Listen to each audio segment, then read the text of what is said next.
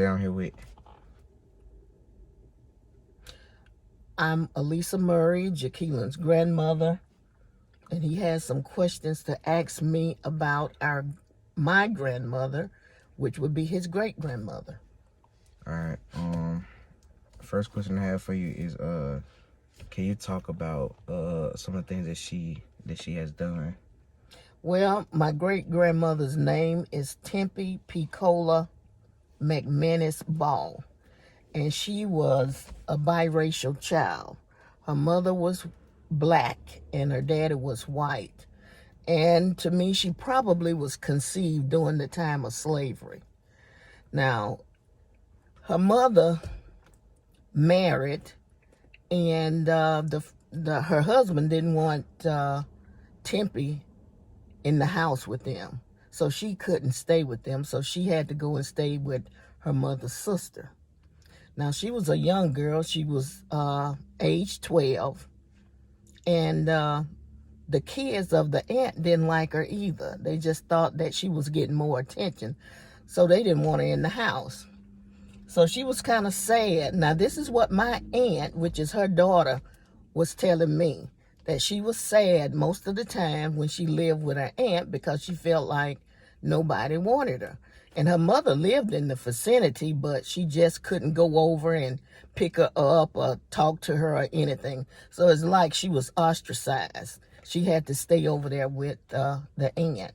Well, my grandfather, which is Warren Ball, he was a veteran, had just gotten out the Army, which would make him about 25, 26. Well, he took a liking to my grandmother Tempe. So eventually they got married. And because she was so young, he acted as her guardian. He sent her to school, he signed her report card, and he done everything for her. So, but what was interesting to me, my cousin, which was her grandson, Tempe's grandson, taught her how to write her name and mostly how to read. So it let me know that she probably dropped out of school sometime after she got married because she had 10 children. And one of those children were my father. So she just grew up cooking and feeding kids, and they had a farm, so they all had to farm. Most of the kids dropped out of school, but a couple of the girls went on and graduated from Alcorn.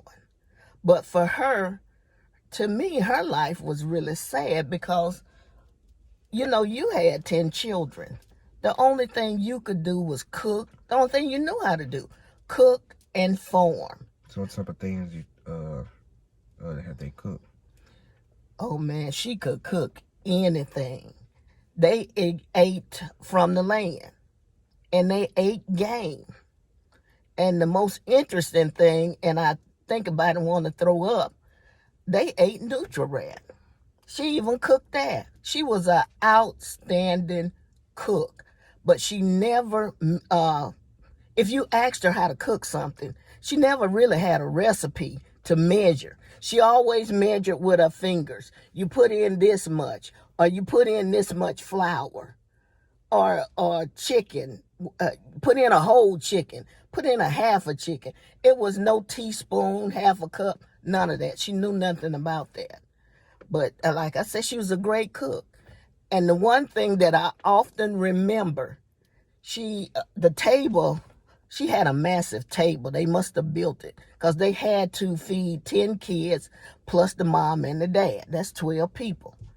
Well, she would make chicken and dumplings. She probably used 2 or 3 chickens because the pan was this round. And what was interesting, she cooked the chicken feet. The chicken feet were in the dumplings.